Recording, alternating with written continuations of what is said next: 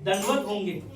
और वो दंडवत होंगे, ये चीजें जब ये चीजों के बारे में हम लोग देखते हैं कि याकूब के पिताजी और उसके भाई क्या हो रहा है पता है?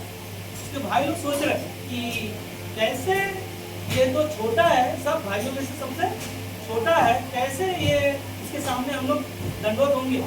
तो एक बार नहीं है ना, यूसुफ ने 2 बार सपना देखा। और ये सपना देखने के बाद में हम लोग को पता है कि यूसुफ के भाइयों ने उसको क्या किया, खड्डे में डाल दिया और उसको मारने का कोशिश किया।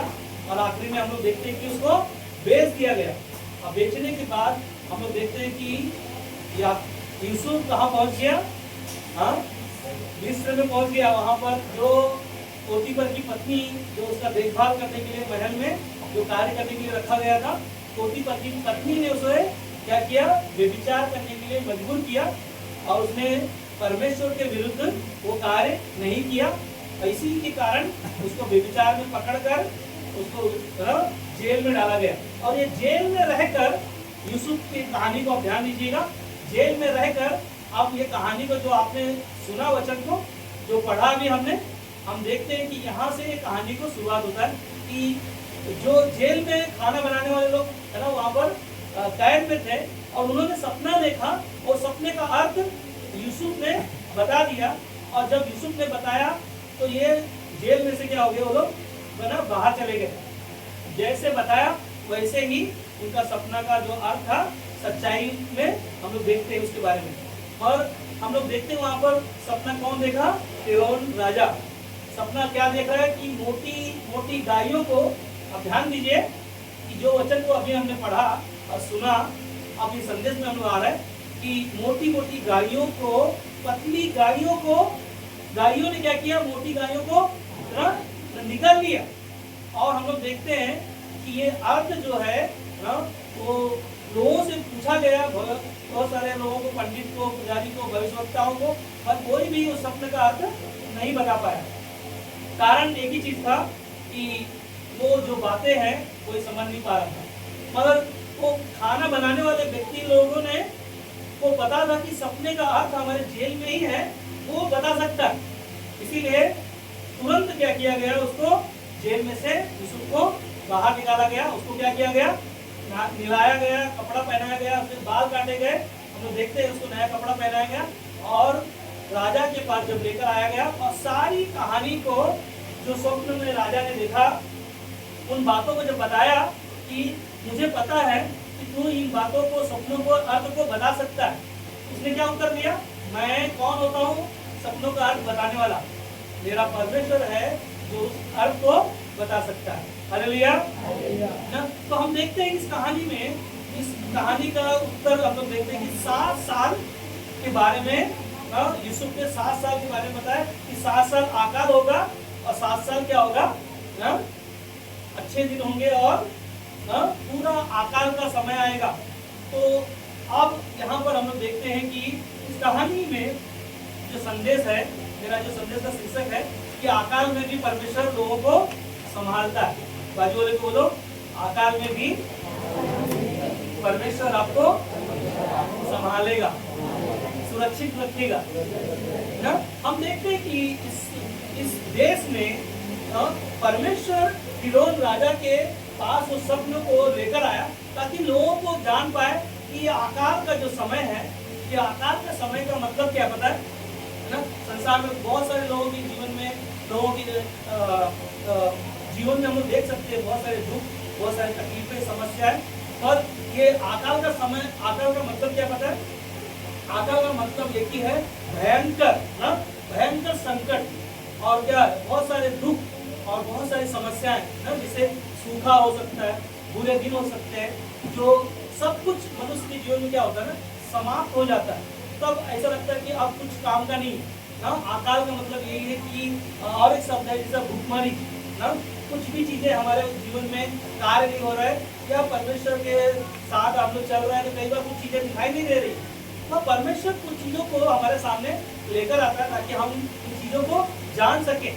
और हम देखते हैं कि जब यूसुफ ने वो स्वप्न का अर्थ बताया, उसी समय राजा को संतुष्टि हो गई और राजा ने उसको क्या किया पता है, उसको अंगूठी पहनाया और उसको वस्त्र पहनाए गए और उसको पूरे राज्यपाल का सारी चीजों का कार्य उसको सौंपा गया और उसको कहा गया कि तू सारे राजपाट का देखभाल करेगा ना। हम लोग देखते 7 साल जो एक वर्षा मतलब अच्छा समय होगा और 7 साल मनुष्य के लिए क्या होगा, वो उस देश में अकाल होगा। तो यूसुफ ने अच्छे समय पर जो खेती में जो अनाज हो रहा है सारी चीजों को भंडार में भरना शुरू किया और 7 साल जैसे बीत गए उसके बाद हम लोग देखते हैं कि उस शहर में पूरा अकाल आ गया और भूखमरी आ गई और दुख से भरे हुए बहुत सारे लोग खाने के लिए सारी चीजों के लिए लोग परेशान हो रहे थे।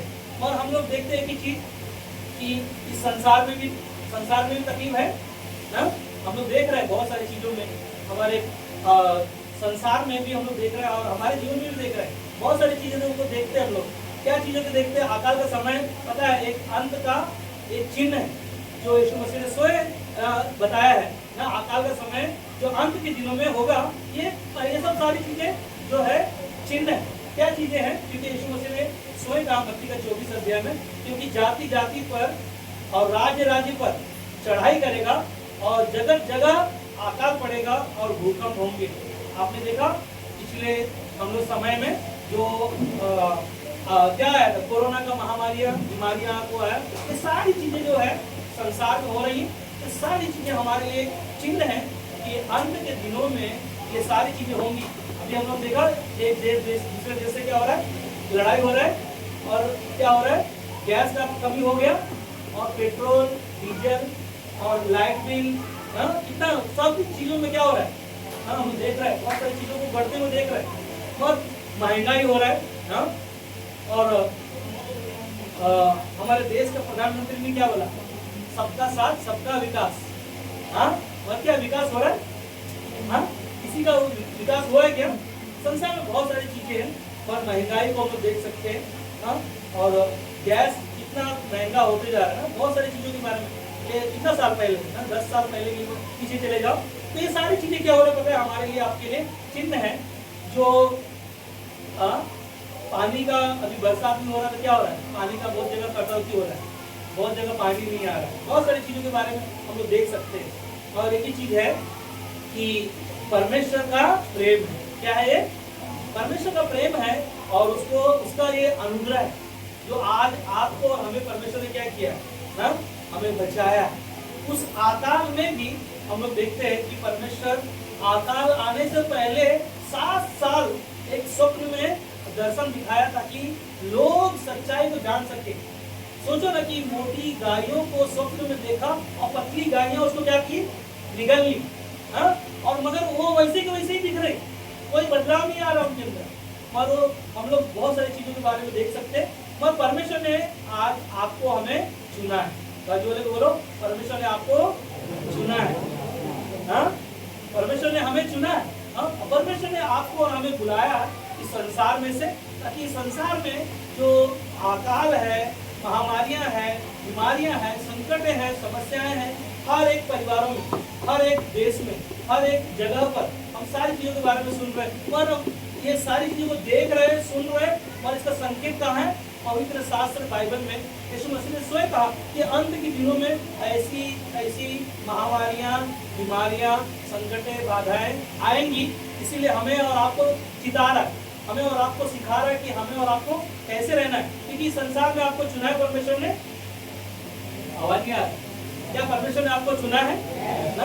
परमेश्वर ने चुनना ही नहीं, आपको परमेश्वर ने नाम लेकर बुलाया। याद है जब कहीं पेड़ पर था तो यीशु मसीह ने उसको क्या कहा, नाम लेकर बुलाया। क्या कहा? जब कहीं झट से उतर, आज मैं तेरे घर आना चाहता हूँ। हालेलुया।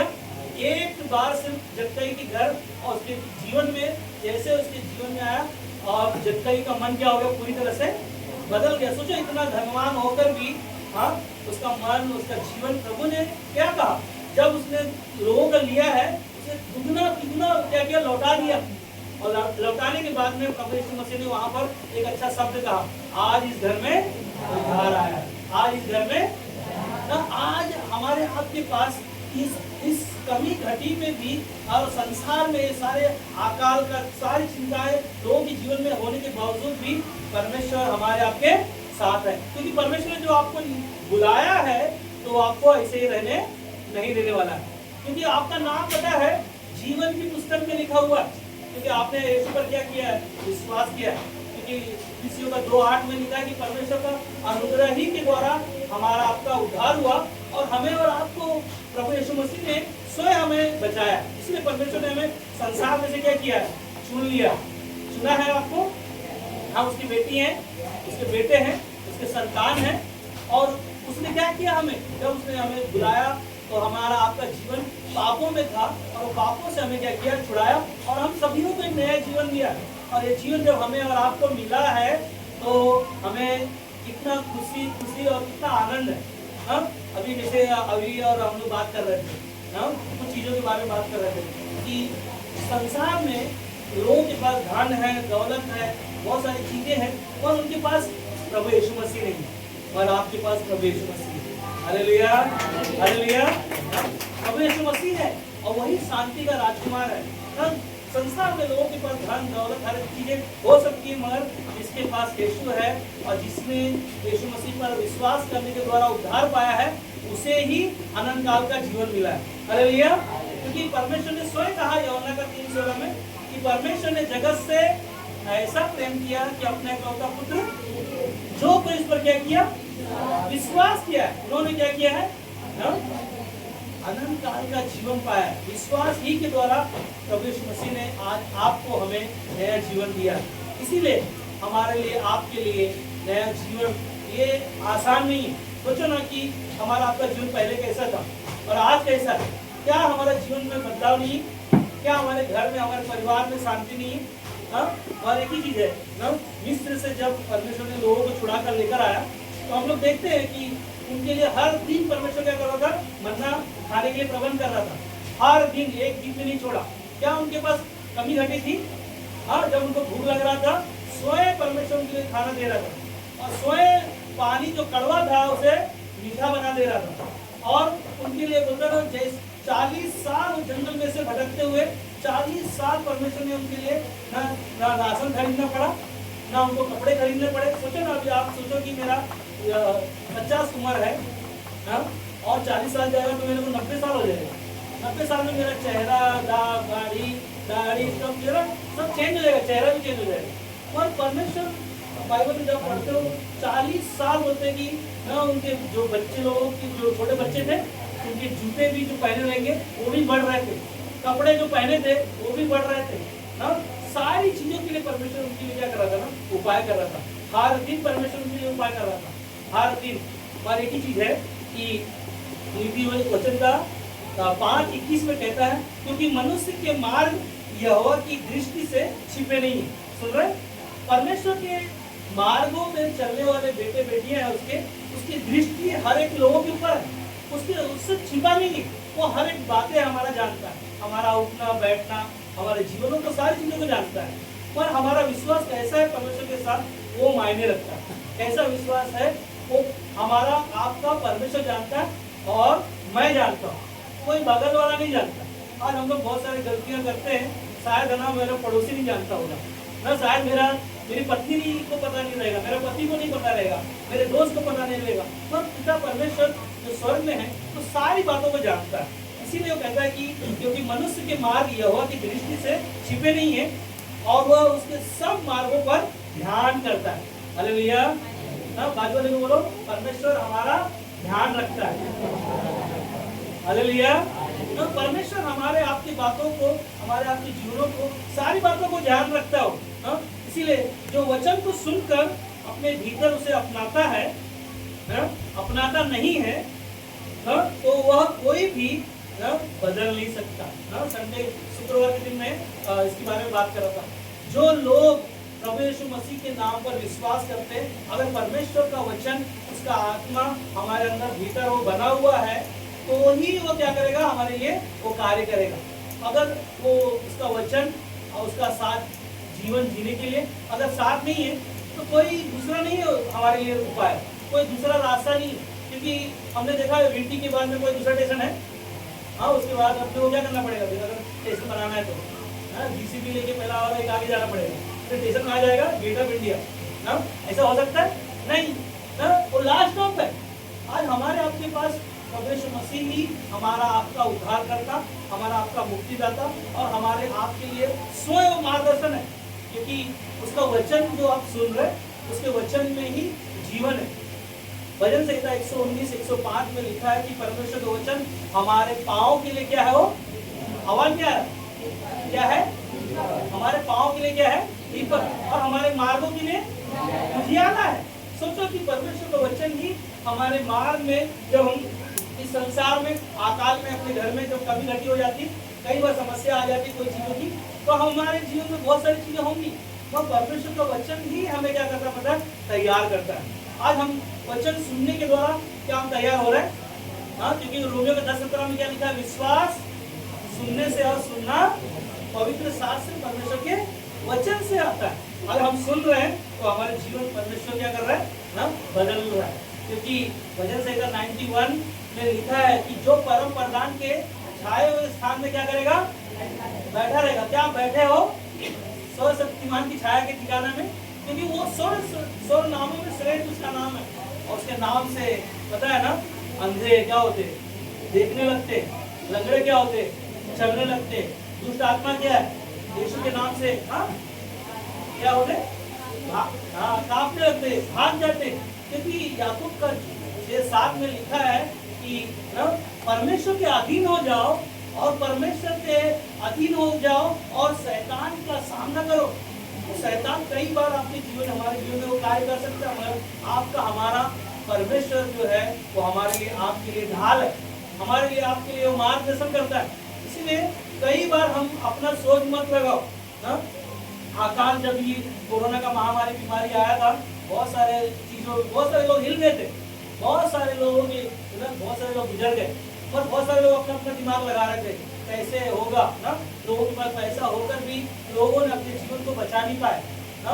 कमी क्या था, ऑक्सीजन नहीं मिलने के कारण, दवाइयाँ नहीं मिलने के द्वारा, बहुत सारे ऐसे अकाल के समय, अकाल ही था उस समय ना, लोगों के घरों में खाने के लिए बहुत सारी दिक्कतें थी। और परमेश्वर कहता है कि नीतिवचन 5वां अध्याय कहता है कि अपनी समझ का सहारा ना लेना, संपूर्ण मन से यहोवा पर भरोसा रखना, और वही तुम्हारे लिए क्या करेगा, टेढ़ा मार्ग निकालेगा। हाँ, कैसा निकालेगा, हाँ, सीधा मार्ग निकालेगा। परमेश्वर सीधा मार्ग निकालने के लिए आपको और हमें उस परिस्थिति से निकालने के लिए परमेश्वर स्वयं उपाय करता है।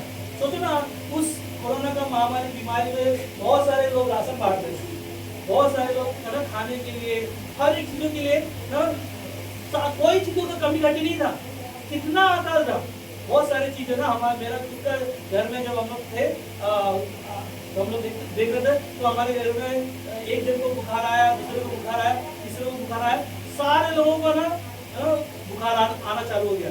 और ये क्या पता है, कोरोना का बीमारी ही था, ये अकाल का समय था हमारे लिए। और मैं सुबह सुबह क्या, मैं अपनी दवाई बता रहा हूँ, सुबह सुबह उठा 8 बजे, मैं गया डॉक्टर के पास, नंबर लेने गया था, और नंबर लेने गया, वहाँ पर से लेकर आ ही रहा था, तो देखा तो डॉक्टर आ गया, और डॉक्टर आ गया तो मैं बोला मेरा पत्नी को भी बुलाता हूँ, उसको भी बुखार आया, वो भी दवा ले लेंगी। तो देखा था, उसको बुलाया, तो मैं लाइन लगाया हूँ, और मेरा पत्नी को बुलाया फोन करके, वो आ गई। आने के बाद देखा है कि जैसे वो आई 5 मिनट नहीं हुआ, खड़े खड़े वो गिर गए, और गिरने के बाद में उनका यहाँ से हट गया, और उनको 8 टाका उनको लगाया, तुरंत हम लोग का नंबर भी आ गया। हाँ, हम लोग का नंबर बहुत तुरंत था, और तुरंत नंबर आया, तुरंत हम लोग गए, डॉक्टर ने उठाया, इनको उठा के लेके हम लोग गए अंदर, और उसको टाका लगाया। टाका लगाने के बाद में 3 घंटा हम लोग वही ना रोड पे हम लोग ऐसे पड़े हैं, इसको उसको उठा के बिठा रहे, तो ये बेहोश हो जा रही, नीचे गिर जा रही, लेटी। 3 घंटा तक हम लोग वहीं पर पड़े, और खाने के लिए सोच रहा है बिस्किट मिल जाए, नारियल पानी मिल जाए, कुछ खाने को मिल जाए, फल फ्रूट, एक भी 90 फीट रोड में हमारा पूरा दुकान मैंने छान मिला, कहीं पे भी खाने के लिए कुछ चीज़ें मिल नहीं रही। मैं बोला इनको उठा के लेके कैसे जाएगा, मैं समझ में नहीं आ रहा मुझे क्या करना है। तो मैंने बोला कि लिफ्ट भी मेरा घर का बंद है, तो मेरा राहुल को मैं बोला कि राहुल एक काम कर, गाड़ी लेके आ जा। राहुल जब गाड़ी लेकर आया तो अपनी मम्मी को देखकर वो उसको चक्कर आ रहा है, मैं बोला एक काम कर ना, तू ना एक काम कर, घर पे जा। और वो जब घर चला गया तो फिर आखिरी में 3 घंटा हो गया हम लोग वही पे बैठे इंतजार कर रहे हैं कि अभी ठीक होगा, अभी ठीक होगा, अभी जाएंगे, अभी जाएंगे। और वो चीज़ों की देख रहे हैं तो बाद में प्रार्थना किया, मैं परमेश्वर से प्रार्थना किया, परमेश्वर क्या ऐसे ही हम लोग पड़े रहेंगे रोड पे? इतना समय तो हम लोग देखा, काफी हो गया, बहुत समय हो गया। परमेश्वर हमें छोड़ता नहीं, उसका वादा है ना, इब्रानी 13:5 में क्या लिखा है? परमेश्वर तुझे कभी ना छोड़ेगा ना कभी त्यागेगा। अभी हम लोग गीत गा रहे थे ना छोड़ेगा ना छोड़ेगा, परमेश्वर कभी ना छोड़ेगा और ना कभी त्यागेगा। हमने देखा कि जैसा प्रार्थना किया उसके बाद में देखा मेरा पत्नी को उल्टी हो गया, उल्टी होने के बाद में तुरंत हम लोग खड़ी भी हो गई और साथ वाला चढ़ भी गई और फिर हम लोग गए घर पे, चाय वाय पिया, नाश्ता किया, फ्रेश हो गए और दवाई वाई खाया। और उस कोरोना में की महामारी की बीमारी में भी पैसे भी नहीं थे मेरे पास, तो मैंने पास्टर को फोन किया, इसी बात है पास्टर हम लोग सब लोग का बुखार है, तो सब लोग गर्म पानी पीते रहो और प्रार्थना करते रहो, परमेश्वर आपके साथ है। और पैसे नहीं थे तो मेरा अकाउंट नंबर मांगा एक जन ने और मुझे लगा 1000-2000 रुपये दवाई के लिए आ जाएगा, काफ़ी है मेरे लिए ना। उन्होंने मुझे 10,000 रुपये भेज दिया और जब 10,000 भेज दिया तो मैंने परमेश्वर को धन्यवाद दिया। बोला कम से कम 2.5-3 महीना तो मैं इतना खर्चा मेरे को मैं चला लूँगा। तो हमारी कमी घटी में भी परमेश्वर क्या करता है, तो हमारी आपकी रक्षा, हमारी आपकी मदद करता है। हमारे भजन संहिता 121:1 में कहता है, मैं अपनी आंखें पर्वती की ओर लगाऊंगा, मुझे सहायता कहाँ से मिलेगी? हालेलुया। मैं मेरा परमेश्वर की ओर मैं अपने आंखों को लगाऊंगा, मेरा उम्मीद, मेरा आशा, मेरा सहायता करने वाला वही है। पर 2 में कहता है, मुझे सहायता यहोवा की ओर से मिलती है, जो आकाश और पृथ्वी का बनाने वाला करता है, और वही है हमारे लिए आपके लिए मदद करने वाला। इसीलिए 7 में 121 का 7 में कहता है, यहोवा सारी विपत्ति से तेरी रक्षा करेगा और तेरे प्राण की भी रक्षा करेगा। हालेलुया। वो मौत से भी हमें बचाया और मौत से भी हमें संभाला और आज भी हमें जीवित रखा है ताकि उसकी सेवा में मैं इस्तेमाल हो सकूं। Hallelujah, hallelujah. इसीलिए उसके उपकारों को कभी ना भूले। समस्याएं, आंधियां, तूफान, ये जो समय हमारा देश में जो चल रहा है, हमारे देश में नहीं सारे देशों में चल रहा है बहुत सारी चीजों के लिए एक ही चीज है, आपका हमारा विश्वास। क्योंकि पिछले संडे हम लोगों ने संदेश को क्या सुना, जहाँ विश्वास है वहाँ चमत्कार है। अगर आपके अंदर प्रभु यीशु मसीह का विश्वास है, क्योंकि विश्वास कितना बड़ा होना चाहिए, तो बात कहाँ गई, राहे के दाने का बराबर भी अगर विश्वास है तो प्रभु आपके लिए सारी चीजों के लिए प्रबंध करेगा, उपाय करेगा। हमारा आपका भरोसा, हमारा आपका विश्वास प्रभु यीशु मसीह है। इसीलिए हमें आप पर है ना, हमें और आपको परमेश्वर पर क्या करना है, भरोसा रखना है। यशायाह का 48:17 में कहता है, यहोवा जो तेरा छुड़ाने वाला है वो इज़राइल का पवित्र है। कौन है वो? छुड़ाने वाला कौन है? वो इज़राइल का, और मेरा परमेश्वर है जो पवित्र है। वो यो कहता है, मैं ही तेरा परमेश्वर यहोवा हूँ, जो तुझे तेरे लाभ के लिए शिक्षा देता हूँ कि जिस मार्ग से तुझे जाना है उसी मार्ग पर तुझे मैं ले चलता हूँ। जिस मार्ग पर परमेश्वर हमें लेके जाने वाला है उसी मार्ग पर। और कई बार हम अपना सोच, हमारा विचार लगा सकते हैं कि मैं अपने हिसाब से काम कर लूंगा, और जब समय आएगा परमेश्वर उस समय पर ही हमारे लिए, आपके लिए रास्ता बनाएगा। और हमारा आपका विश्वास, अटूट विश्वास होना चाहिए। कैसा विश्वास होना चाहिए? आवाज नहीं आ रहा है। कैसा विश्वास होना चाहिए? आकाल में भी परमेश्वर हमें संभाल लेगा। कैसे संभाल लेगा? आकाल में भी परमेश्वर हमारी रक्षा करेगा, हमारी आपकी मदद करेगा। कैसे करेगा? उस पर विश्वास रखकर, अटूट भरोसा रखकर ही परमेश्वर हमारे लिए, आपके लिए वो मार्गदर्शन करेगा। क्योंकि हम और आप कई बार अपने दिमाग लगा सकते हैं, अपना सोच विचार कर सकते हैं, तो परमेश्वर का सोच बोलता है कि मेरे सोच से ज्यादा परमेश्वर का सोच, हमारा सोच बहुत अलग है, बहुत अंतर है।